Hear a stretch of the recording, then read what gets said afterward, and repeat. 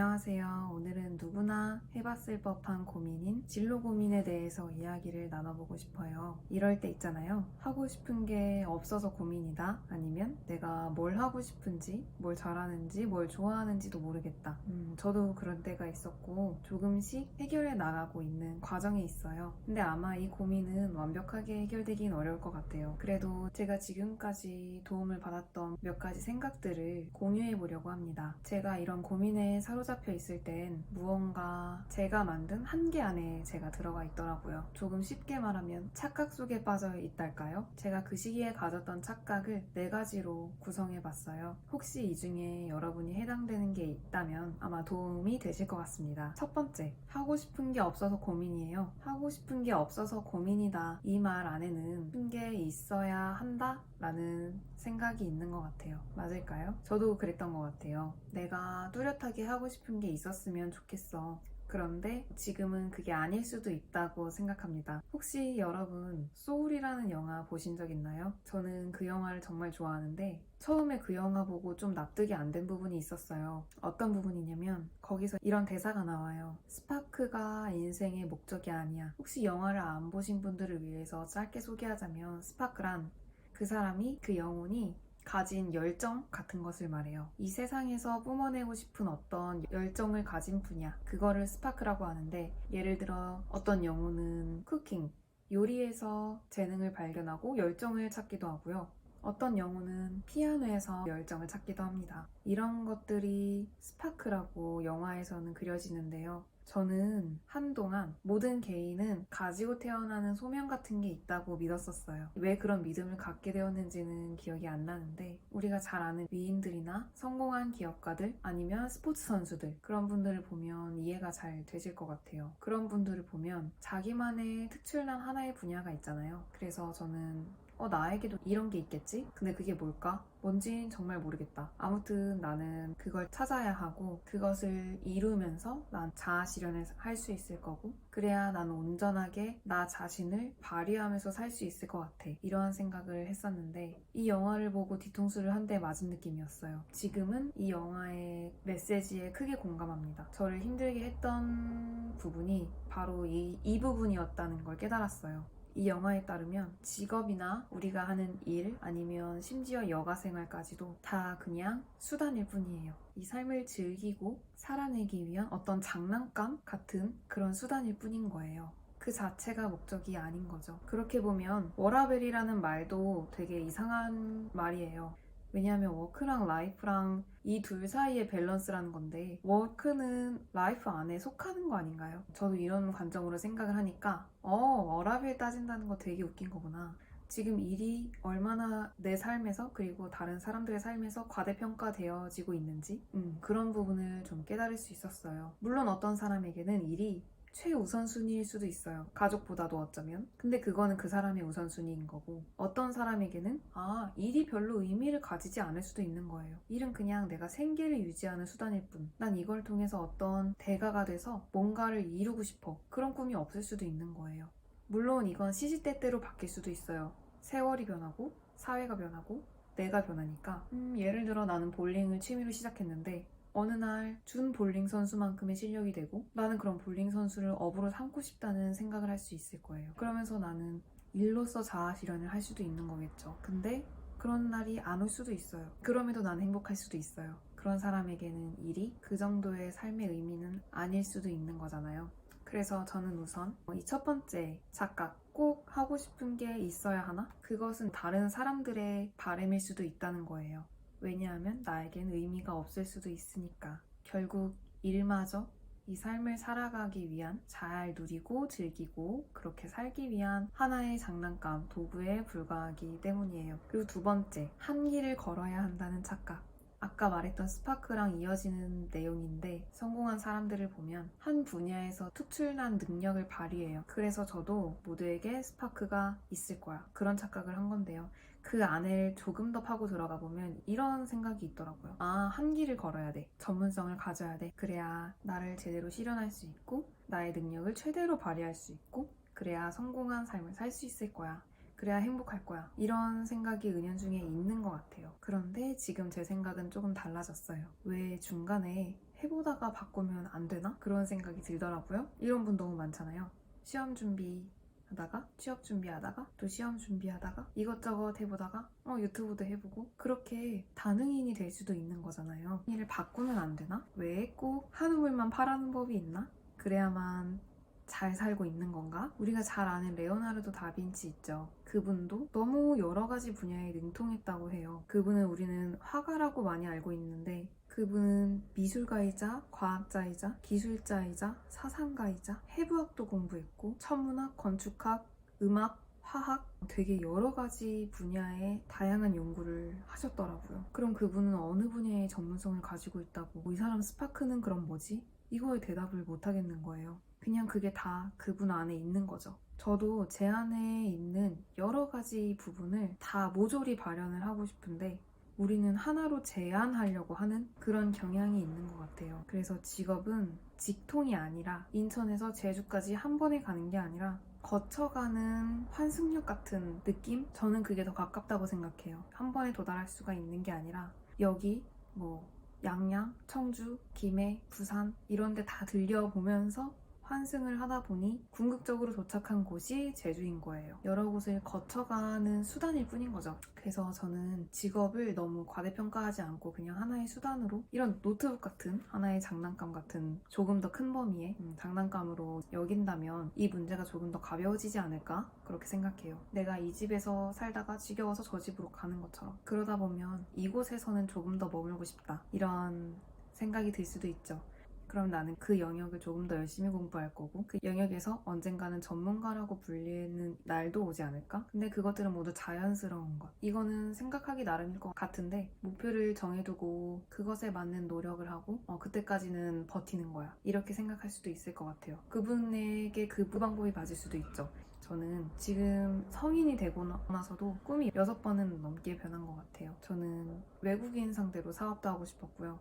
경찰도 되고 싶었고 선생님도 되고 싶었고 상담사도 되고 싶고 비서도 되고 싶고 승무원도 되고 싶고 자영업을 하고 싶다는 생각도 했어요. 그리고 정말 경찰이 되고 싶어서 2종 보통인 면허증을 1종으로 올려따려고 다시 학원을 다니기도 하고 사업을 하고 싶어서 티셔츠를 사입하고 거래처를 알아보기도 했어요. 그리고 비서가 되고 싶어서 비서 자격증도 따고 비서 면접도 여러 번 받고 승무원이 되고 싶어서 부산에 가서 승무원 면접을 보기도 하고 그렇게 실제로 노력을 했어요. 그러면서 조금씩 알아갔어요. 그러다 보니 이건 나랑 안 맞는 것 같네. 그렇게 조금씩 변하더라고요. 제가 하고 싶은 것들이. 그래서 지금은 상담사가 되고 싶어서 이것도 몰라요. 상담 공부는 했는데 상담사는 안 되고 싶을 수도 있어요. 근데 저는 그렇다고 해도 제 탓을 하지 않을 거예요. 그냥 나는 지금도 아니면 어쩌면 80, 90, 100세 죽을 때까지 나는 그냥 거쳐가는 중인 거구나. 이 세상에서 삶을 산다는 것도 그냥 지구를 한번 거쳐가는 그런 느낌일 수도 있는 거니까. 이까지 직업 바뀌는 거, 하고 싶은 일 바뀌는 거, 내가 하는 공부가 바뀌는 거 이게 그렇게 큰 대수인가? 내가 그때 재밌으면 되지. 그런 생각으로 하나만 해야 된다는 그런 압박에서 저를 조금 내려놓았던 적이 있습니다. 그리고 세 번째, 나에게 딱 맞는 직업이 없을 수도 있어요. 직업이라는 게요. 내 안에 나도 모르는 내가 너무 많은데 직업은 나를 나타내기에 너무 작은 거예요. 그래서 나는 직업이라는 이 작은 상자 같은 것에 나를 좀 끼워 넣으려고 애쓰고 있는 것 같다는 생각을 했어요. 직업은 나를 대변해서 말해줄 수가 없어요. 직업은 그냥 아주 극히 일부일 뿐이지. 그래서 직업 속에 내가 들어가기에는 내가 너무 커요. 직업은 너무 작아요. 지금은 창직의 시대라고 하잖아요. 그리고 N잡의 시대. 저는 하나의 직업만 가지려고 하지 않아도 된다고 생각하고 직업을 만들 수도 있다고 생각해요. 그리고 조금만 찾아보면 그런 분들이 너무너무 많아요. 특히 요즘같이 시대가 빠르게 변하는 사회에서는. 그래서 저는 있는 것에 나를 끼우지 말고 끼워 넣으려고 애쓰지 말고 그냥 하나 만들어도 될 것 같다는 생각을 해요. 근데 이 만든다는 게 거창한 게 아니라 그냥 그것에 대해서 공부를 하고 있다 보면 다른 것과 접목할 수 있는 길이 보이게 되더라고요. 예를 들면 저는 상담 공부를 하면서 꼭 상담사가 되는 게 나한테 최선은 아닐 수도 있겠다. 나는 상담 공부를 하고 이것을 나누는 직업, 집단 프로그램을 진행하든 아니면 이렇게 유튜브로 내 생각을 나누든 아니면 어디서 강의를 하든 책을 내든 꼭 상담사가 되지 않아도 상담 지식을 가지고 다른 방법으로 유용하게 사용을 할 수가 있는 거잖아요. 근데 이런 직업을 뭐라고 말을 할 수가 없어요. 뭐 심리상담 전문 크리에이터? 그런 용어는 내가 이름 붙이기 나름인 것 같아요. 저도 제가 하고 싶은 게 뭔지 잘 모르겠는데 어쨌든 지금 하고 싶은 걸 하는 거예요. 그러다 보면 이게 연결이 되고 어딘가에 한 군데는 제가 쓸모있는 역할을 하고 있겠죠. 한 군데에서는. 그리고 이것과 연관해서 이런 고민도 가지고 계신 분이 많을 것 같아요. 아, 근데 그렇게 만들어진 직업은 이게 운이 좋아서 한두 푼 벌 수는 있지만 그게 오래 갈까요? 그게 과연 돈을 벌 수 있는 일이 될까요? 그거에 대해서 뭐라고 확답을 내리긴 어렵지만 저는 이렇게 생각해요.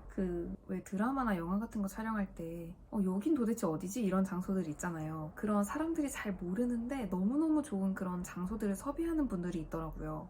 그 직업의 이름을 뭐라고 하는지 정확히 기억이 안 나요. 근데 세상에 그런 직업도 있구나. 그리고 최근에는 제가 책 읽기, 독서에 관심을 가지게 된 지 몇 년이 안 됐어요. 그런데 제가 아이들을 되게 좋아하고 가르치는 일을 좋아하는 편이에요. 그래서 혹시 책을 읽으면서 가르칠 수 있는 일이 있을까 하면서 찾다가 독서 논술 강사를 하게 되었어요. 저는 이런 직업이 있는 것도 조금만 생각하면 알 수 있는데 이런 거 내가 할 수 있구나. 이런 직업이 있구나. 내가 하고 싶은 거랑 딱 맞는 게 있네? 이렇게 생각하면서 약간 놀랐었거든요. 그래서 뭐 결론을 말하자면 내가 어떤 일이 세상에 존재하는지 잘 모를 수도 있는 거고요. 그쪽 일을 하다 보니까 알게 될 수도 있는 거고 아니면 만들어질 수도 있는 거라고 생각해요. 제가 되게 좋아하는 유튜버들이 몇 명 있는데 그분들이 아주 구독자 수가 적을 때부터 제가 시청을 했는데 지금은 어떤 분은 뭐 20만, 30만, 100만 이렇게 넘으신 분들도 있더라고요. 정말 대단하다고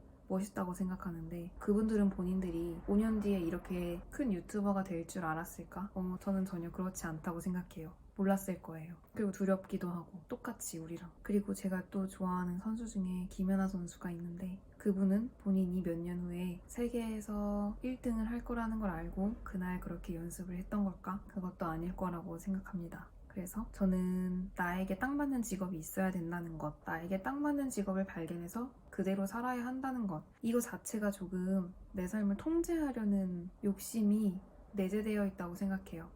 그런데 몇 년만 살아본 아이들도 알듯이 얼마 전에 유퀴즈에서 봤는데 10살짜리 아이가 인생은 자기 마음대로 안 된다고 그런 깨달음을 얻었다고 하더라고요. 아마 우리 모두 알잖아요. 통제하려고 해봤자 그렇게 안 된다는 거. 나는 나에게 딱 맞는 직업을 찾아서 지금 하고 있어야 돼. 그런 생각 자체가 어찌 보면 내 삶을 통제하려는 마음에서 비롯되는 것 같아요. 근데 그렇게 안 되는 게 인생이라면 우리는 조금 내맡겨볼 필요가 있지 않을까? 조금 더 편하게 마음 먹고 그런 생각을 했습니다. 마지막 네 번째는요. 이것도 통제와 연결이 돼요. 처음부터 너무 잘하려고 해요. 저도 그랬고 아마 많은 분들이 그럴 거예요. 처음부터 완벽을 찾으려 하니까 아무것도 못하게 되더라고요. 사실 그거 자체가 불가능한 거 아닌가요? 한 가지 질문을 해볼게요. 가장 좋아하는 음식이 뭐예요? 물어보면 대답을 뭔가를 하실 거예요. 그런데 그것은 분명 여러분이 먹어본 범위 안에 있는 것일 거예요. 바꿔 말하면 우리는 먹어본 것들 중에서 꼽을 수밖에 없는 거예요.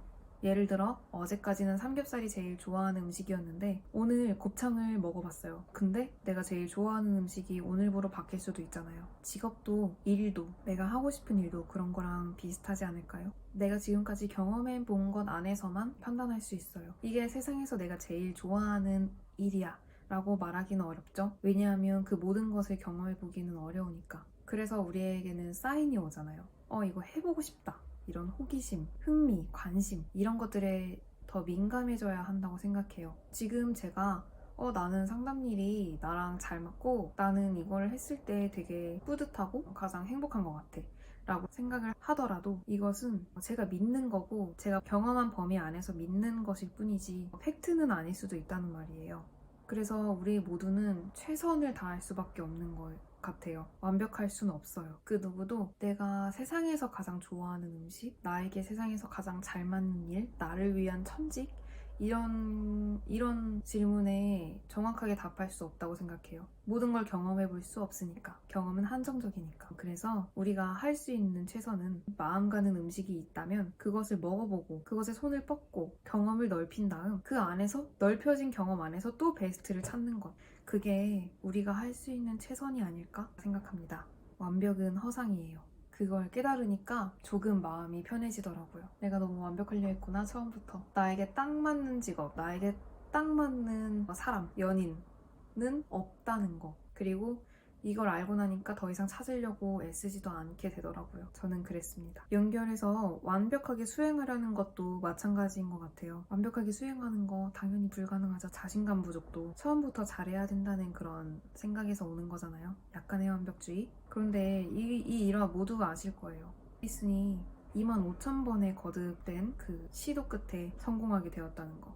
너무 진부하죠. 그런데 이것이 너무 평범해서 진부할 수도 있는 것 같아요. 그래서 우리가 더 쉽게 넘겨버리고 받아들이지 않고 우와 대단하다고 받아들이지 않고 그냥 쉽게 넘겨버리는 이것을 입증하는 건 굉장히 쉬운데요. 자신이 존경하는 인물 아무나 검색해보고 글에 대해 찾아보면 그분이 거기에 올라가기까지 얼마나 많은 시행착오가 있었고 과정을 거쳤는지 우리가 모르는 그것을 쉽게 찾아볼 수 있으실 거예요. 그래서 정리하면 지금 내가 하고 싶은 게 없어서 고민이라면 1번 하고 싶은 게 없어도 된다 라는 걸 인지하고 하고 싶은 게 있어야 된다는 착각에서 벗어나서 하고 싶은 게 없어도 된다고 나에게 말해줄 수 있으면 좋겠어요. 그리고 두 번째는 한 길을 걸어야 한다고 착각하지 않았으면 좋겠어요. 중간에 바뀔 수도 있는 거예요. 이 삶 자체가 들렸다 가는 건데. 그리고 세 번째, 나에게 꼭 맞는 나만을 위한 그런 직업은 없을 수도 있어요. 그리고 처음부터 완벽을 찾으려 하니까 아무것도 못하게 된다는 거. 나는 너무나 해내고 싶은데 너무 잘 해내고 싶은데 그래서 아무것도 못한다는 거. 그러면 다음 편에서는